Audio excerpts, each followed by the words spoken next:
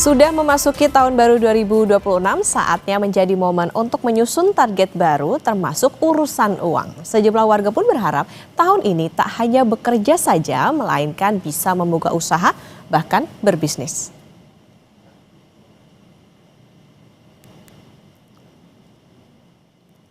Di tengah kondisi ekonomi yang dinamis, membuat resolusi keuangan lebih relevan. Bisa dimulai dari hal paling dasar, seperti menetapkan tujuan keuangan yang spesifik, hingga menjalankan kebiasaan kecil yang konsisten. Sambut tahun yang baru, diwarnai optimis masyarakat Indonesia yang ingin berusaha atau berbisnis. Sejumlah warga menargetkan dapat membuka usaha atau bisnis untuk berjualan. Resolusi saya 2026, saya mau membuat usaha bersama dengan teman-teman saya. Kebetulan teman-teman saya dari Medan, teman-teman saya ada namanya grup Rasa Medan. Kita ada 8 orang gitu. Jadi saya mau kita mau meneruskan usaha, istilahnya bareng-bareng sama-sama gitu, dengan berbagai menu yang bermacam-macam gitu. Dengan menabung gitu ya, kita perlu modal ya, tentunya pasti modalnya sangat besar ya, nggak mungkin modalnya sangat kecil gitu kan, mungkin modalnya besar ya. Dengan menabung ya mungkin kita bisa sedikit demi sedikit kita membuka usaha kecil dulu, mungkin ya insya Allah mudah-mudahan akan semakin besar gitu aja. Resolusi 2026 ingin meningkatkan ekonomi keluarga karena saya udah purna tugas ke UMKM.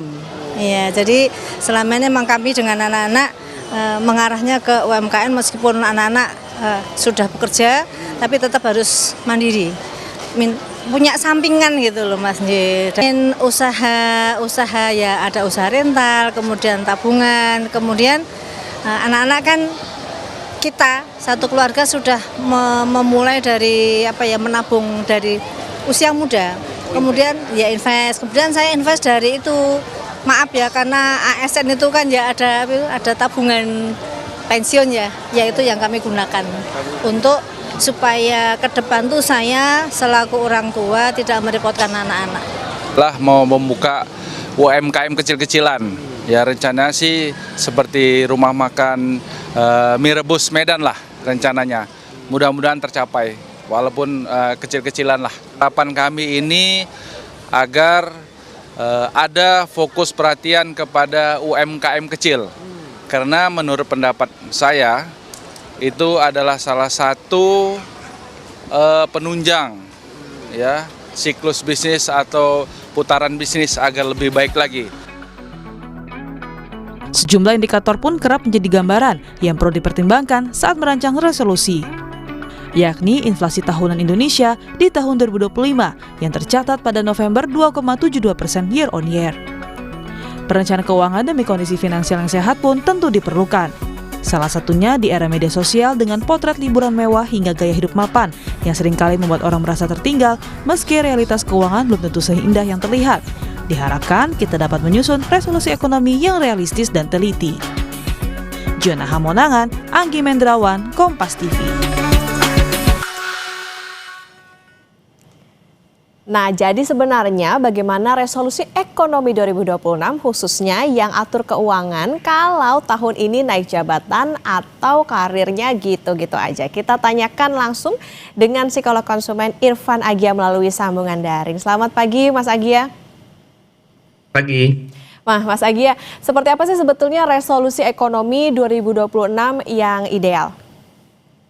Ya, jadi kalau kita ngomongin resolusi ekonomi 2006, yang ideal itu adalah yang realistis sebetulnya gitu ya. Nah, realistis ini berdasarkan kondisi pribadi dan juga fokus ke proteksi atau ketahanan, bukan sekedar target yang besar atau muluk-muluk gitu ya. Jadi kalau dalam psikologi ada istilahnya optimism bias, artinya kita merasa tahun depan itu selalu pasti lebih baik, padahal pola hidupnya sama, tidak ada fokus membangun kebiasaan yang berbeda.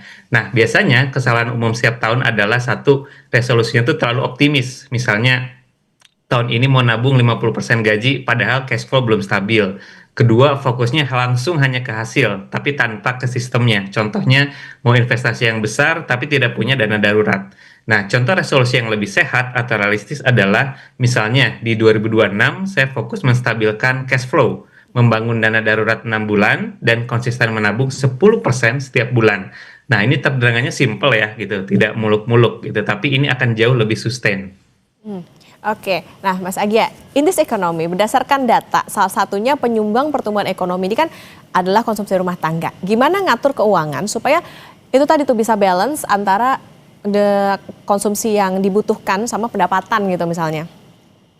Ya, ini menarik. Jadi memang konsumsi itu penting ya, tentu sangat penting untuk ekonomi gitu. Tapi untuk levelnya individu itu fokusnya harus sadar atau mindful dan juga terkontrol. Nah, contoh mudahnya sehari-hari misalnya, kalau kita beli kopi gitu ya setiap hari atau 2 hari sekali itu nggak apa-apa, itu oke, it's okay. Tapi tidak mengorbankan tabungan yang sudah disisihkan.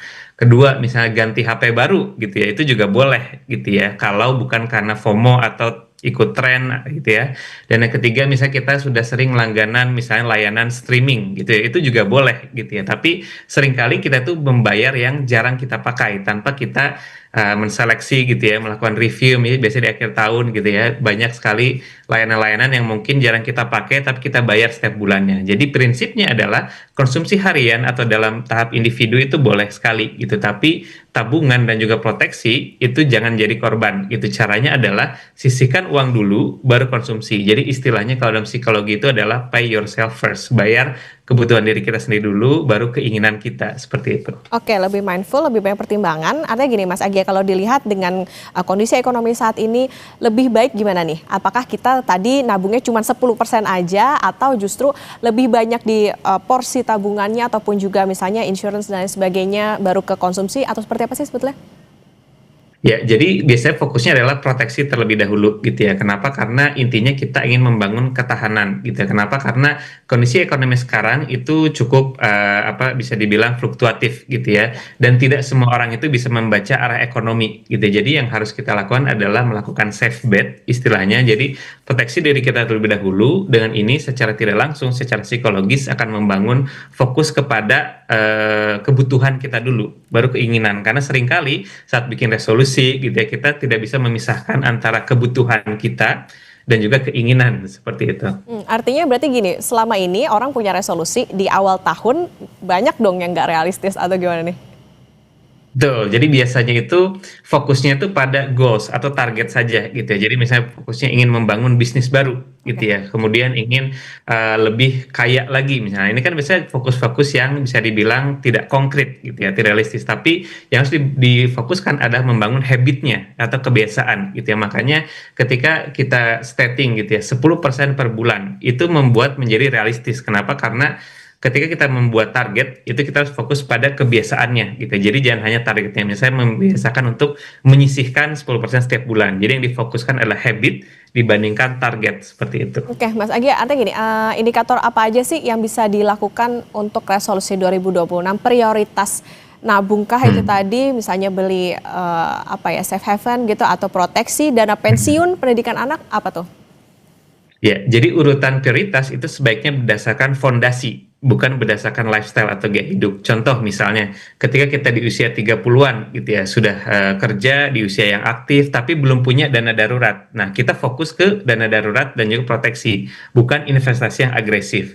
Nah, ketika fondasinya misalnya sudah berkeluarga gitu ya, fokusnya berbeda lagi. Dana darurat dan juga proteksi atau insurance itu jadi non-negotiable gitu ya. Dan yang terakhir, kalau misalnya sudah stabil secara fondasi, baru kita bicara dana pensiun dan juga dana pendidikan anak. Nah, jadi kesalahan yang umum itu biasanya adalah menyiapkan masa depan gitu ya, tapi tidak siap untuk menghadapi masalah hari ini, besok, ataupun mungkin bulan depan, seperti itu. Oke, Mas Agia, tadi kalau kita lihat di berita pengantar, itu kan banyak yang punya bisa dikatakan mimpi resolusi di tahun 2026 ini, buka usaha dan lain sebagainya. Waktu yang tepat nggak sih di 2026 ini mengingat gimana situasi ekonomi maupun juga tadi yang perlu dipikirin ya itu tadi fondasi ke diri sendiri dulu?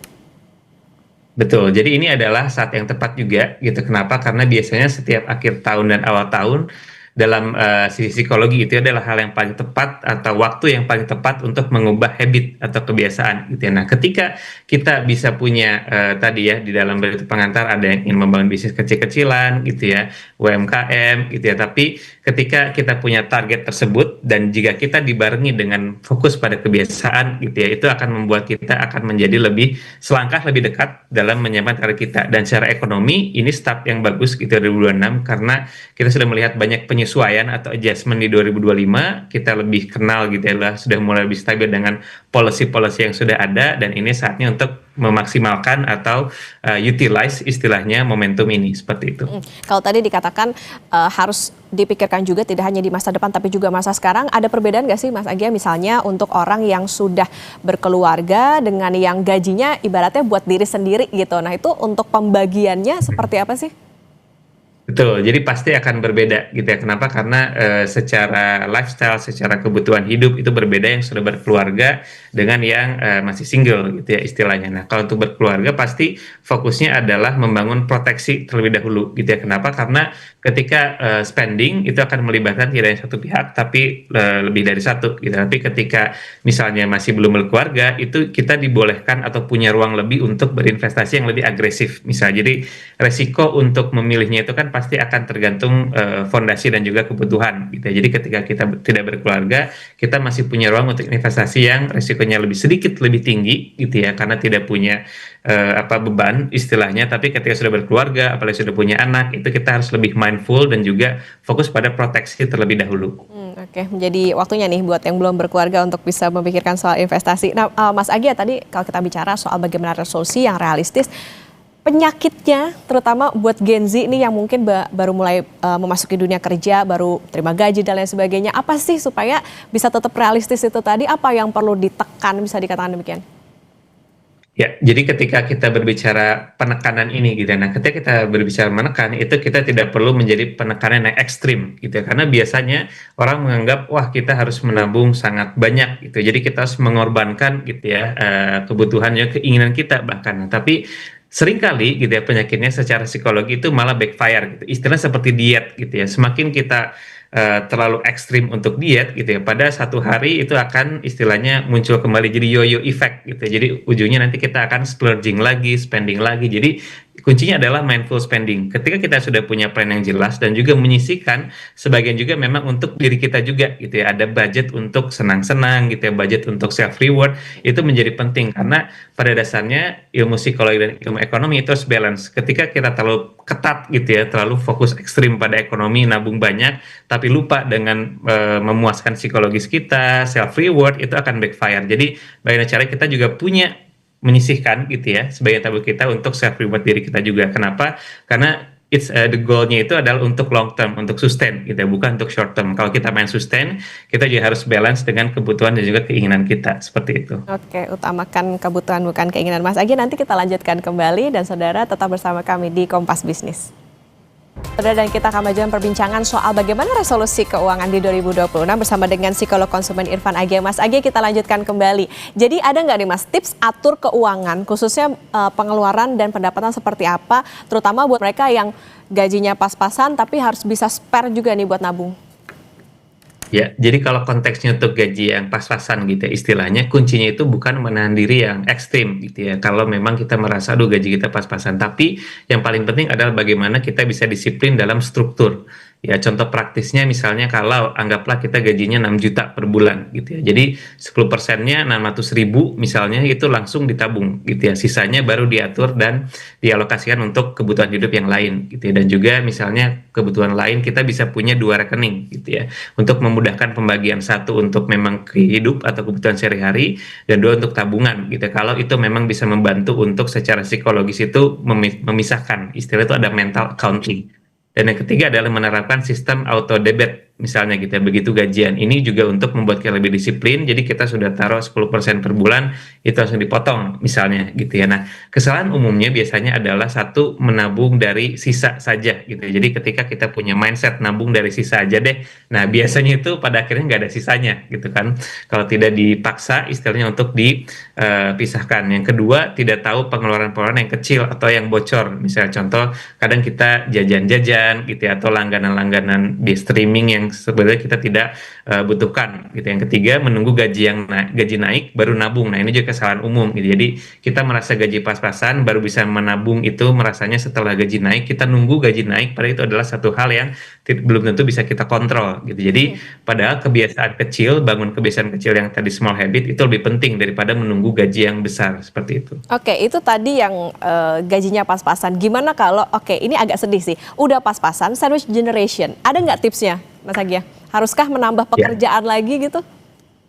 Tuh, jadi itu memang satu hal yang umum terjadi gitu ya, apalagi kalau di Indonesia memang secara kultur kolektif kita kan sangat kulturnya kolektivisme, di mana kita juga terkadang harus atas bawah tengah gitu ya, istilahnya kayak membantu orang tua gitu ya, kebutuhan keluarga di tengah diri sendiri dan juga anak. Jadi memang ini adalah satu kondisi ekonomi yang mau tidak mau harus dihadapi, karena ini bersifatnya struktural juga ya istilahnya gitu. Jadi salah satu caranya adalah memang bagaimana kita bisa mendapatkan stream income yang lain gitu ya, atau tadi side hustle istilahnya gitu. Mungkin di berita pengantar juga sempat ada dibahas juga untuk buka kecil-kecilan gitu, atau juga bisa untuk opsi misalnya investasi istilahnya, mencoba untuk yang resiko-resikonya rendah seperti reksadana misalnya gitu. Kita juga bisa memperkaya diri secara skill juga gitu, karena itu adalah satu aspek yang intangible istilahnya, tapi kita bisa utilize. Contohnya sering baca video-video kuliah umum gratis misalnya, itu meningkatkan skill yang bisa jadi untuk menarik potensi dan juga side job lain gitu. Jadi memang satu opsinya adalah menambah side job atau income yang lain, bisa melalui investasi, bisnis kecil, atau ikut course-course gitu yang gratis misalnya. Oke. Nah, Mas Agia, ada nggak perbedaan cara atur keuangan, terutama buat mereka misalnya yang baru naik jabatan, mungkin aja jadi kaget tiba-tiba punya gaji yang lebih tinggi, dan juga dengan mereka yang karirnya mandek, ini gimana Mas? Ya, jadi kalau dalam psikologi itu ada istilahnya windfall money gitu ya, di mana itu adalah tadi contoh kasus pertama adalah yang naik jabatan misalnya, kemudian tiba-tiba dapat gaji yang jauh lebih tinggi gitu ya. Biasanya salah satu resikonya adalah kita jadi merasa ketika gaji naik itu gaya hidup kita juga naik gitu. Jadi ada istilah seperti itu, dan juga apalagi kita melihat role model gitu ya, atau melihat orang-orang lain yang di status ekonomi tertentu dan spendingnya seperti itu gitu ya, kemudian lifestyle juga berubah gitu, padahal ini adalah satu hal yang berbeda gitu ya. Jadi ketika kita punya gaji yang naik, jabatan naik, bukan berarti lifestyle kita juga harus naik atau berubah gitu ya. Justru yang ini adalah satu momentum di mana kita justru bisa meningkatkan proteksi kita terlebih dahulu. Jadi fokus kembali lagi pada proteksi gitu ya. Spending senang-senang boleh, spending keinginan boleh, tapi yang paling penting adalah menuntaskan PR kita dulu, atau homework istilahnya. Jadi ada hitungannya, ketika kita punya misalnya dana darurat minimal itu untuk hidup 6 bulan atau 9 bulan, itu kita baru punya ruang untuk spending yang lain. Jadi rumus mudahnya gitu ya, daripada yang rumus complicated seperti itu gitu. Itu yang kedua, kalau misalnya yang karirnya mandek istilahnya, kita juga bisa melihat dari sisi opsi karir yang lain juga gitu. Jadi seringkali kita terlalu terkungkung dalam suatu suasana, dalam satu stagnansi gitu ya, bahwa ini cuma satu-satunya karir yang tepat gitu ya. Padahal kita tidak membuka mata, membuka ruang, membuka kesempatan gitu ya untuk karir-karir lain. Itu juga bisa menjadi konsiderasi gitu ya. Ketika karir mandek pasti ada hal-hal yang harus kita konsiderasi ulang dalam pekerjaan atau karir tersebut, seperti itu. Oke. Pertanyaan berikutnya ini mungkin tidak bisa diterapkan untuk semua orang, tapi ada nggak target tertentu menabung sampai dapat angka yang ideal, Mas Agia? Ya, betul sekali Putri. Jadi bahwa nggak ada misalnya satu angka gitu ya, atau satu patokan yang bisa disamaratakan untuk semua orang gitu ya, tapi bisa jadi ada magic number istilahnya, atau benchmark atau standar. Jadi secara ideal itu kita bisa menyisihkan atau menabung itu 10-20% dari penghasilan, dan terutama pasti penghasilan setiap orang juga berbeda-beda gitu ya. Tapi kita bisa mulai kecil, 10-20% itu akan lebih baik. Nah, kalau memang dirasa berat, kembali lagi pasti berbeda ya, setiap penghasilan setiap orang itu bisa mulai dari 5% dulu. Kenapa? Karena intinya yang kita bangun itu adalah bukan nominalnya dulu, tapi habitnya dulu, kebiasaan. Ini yang sebetulnya yang menjadi sangat mahal. Ketika kita bisa merubah lifestyle, disiplin diri, punya habit, kebiasaan menabung yang bagus, itu jauh lebih tidak ternilai dibandingkan kita ingin shortcut punya langsung investasi atau tabungan yang banyak. Mulai dari 5% dulu. Jadi contoh kalau gajinya 5 juta per bulan, nabung 250.000 gitu ya. Ketika gaji naik, bukan lifestyle dulu yang naik, tapi alokasi tabungan seperti itu. Oke, ini yang tadi penting adalah kalau membangun atau punya resolusi harus realistis. Tadi yang jadi catatan adalah stabil dulu cash flow-nya, bisa menabung 10-20%, membangun habit dan juga harus bisa memperhatikan bagaimana investasi dan juga proteksi. Jadi jangan mendahulukan bagaimana gaya hidup ataupun keinginan semata. Terima kasih psikolog konsumen Mas Irfan Agis sudah bersama di Kompas Bisnis. Sehat selalu. Terima kasih, sehat selalu.